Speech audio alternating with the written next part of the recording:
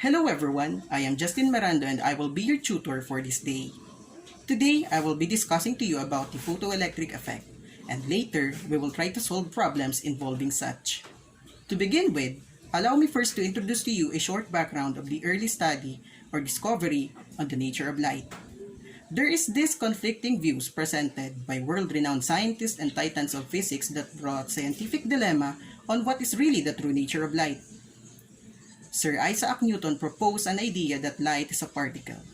He termed these particles as corpuscles on his corpuscular theory of light. He described that these corpuscles moving at an unimaginable speed of which we now know as 3 million meter per second, or the speed of light. Corpuscles are traveling along a rectilinear path or straight line in all possible directions upon emission from a luminous object or a light source. However, Christian Huygens refuted the particle theory and presented a new concept on the nature of light, as opposed to Newton's corpuscular theory. He claimed that light has a wave-like properties as well and not just particles. And his theory had been further verified by Thomas Young on his double-slit experiment. Light diffracts when allowed to pass through double slit, creating a series of white and black bands of lines known as the interference patterns. Today, light is perceived to have existing a dual nature. Double-slit experiment of Young proved that light is a wave as much as the photoelectric effect, which we are going to give more emphasis on, had evidently affirmed that indeed light is also a particle. Light sometimes behaves as particles and sometimes a wave, but most of the time, it behaves in either ways or in same cases, depending on the way we treat and measure it.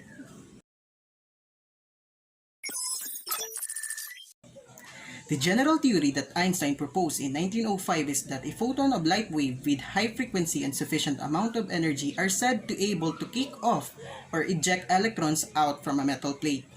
The emission phenomenon happening is known as the photoelectric effect, and the electrons emitted is called photoelectrons. The energy of photon is mathematically expressed as E is equals to H times the F, where E is a letter used to denote energy of photon, which is measured in joules. H is the Planck's constant with a value of 6.626 times 10 raised to negative 34 joules seconds, and the F, which is the frequency of a photon, is measured in hertz. Some books use the variable V to represent the frequency. For Einstein, electromagnetic radiation consists of elementary particles that are quantized, meaning to say that it has a discrete amount of energy to allow ejection of electrons. However, there is a condition. The suitable frequency of light, or the threshold frequency, should be greater or equal to that metal surface work function. What is a work function, by the way? When we say work function, we are referring to the minimum energy required to remove electrons. If energy of photon is lesser, then no emission will occur. On the process, some of the excess energy of a photon is converted to kinetic energy of outgoing electrons. To calculate the maximum kinetic energy of freed electrons, we use the equation kinetic energy is equals to the energy of photon minus the work function denoted by the Greek letter phi. Now, let's try to work on some problems on photoelectric effect. I'll show you how. It's easy. Let us consider the sample problem. Determine the energy in electron volts of a photon of 550 nanometer green light that strikes a platinum plate with a work function of 6.35 electron volts. Is there an emission of electrons? Explain. First thing that we need to do in solving problem is to identify the known quantities from the unknown. It is important that we first analyze and comprehend the problem itself. Units will give us Q. The givens are 550 nanometer green light, which is the wavelength, and the work function of the platinum plate with a value of 6.35 electron volts. So, we write it down here. The given is wavelength is equals to 550 nanometer. Notice that the unit of given is in nanometer. Since wavelength, if you can still remember in our previous topics, on waves, it describes distance. Distance of what? Distance between either two successive crests or troughs. Usually, it is measured in meter. So, we will convert nanometer to meter as we compute later. The work function is equals to 6.35 electron volts. And since we are dealing problem on photoelectric effect, the Planck's constant value will always be an important given, although not stated. The Planck's constant has a value of 6.626 times 10 raised to negative 34 joules seconds. And of course, obviously, we are looking for the energy of the photon. So, E is the unknown variable. The formula in finding energy of a photon is expressed as E is equals to H times the F.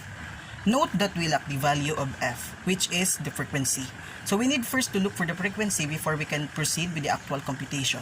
To calculate frequency, we use the formula F is equals to C divided by the lambda, which is a derivation of the equation on the speed of light. Speed of light is equals to wavelength times the frequency.